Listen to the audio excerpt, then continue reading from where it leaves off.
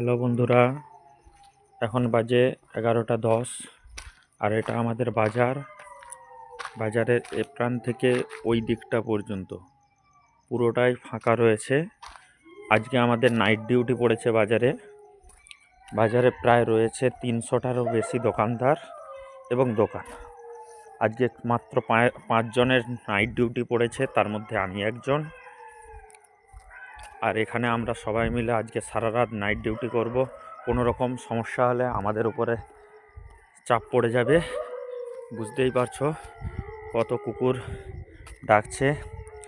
আর এখন বর্তমানে এখনো পর্যন্ত কেউ আসেনি, আমি একা, তাই ভীষণ ভয়ও লাগছে। এই আমাদের অস্ত্র দেখতেই পাচ্ছ, লাঠি আর টর্চ। এটা নিয়েই এই আমাদের একটা ছোট্ট আমার সাহস জোগানোর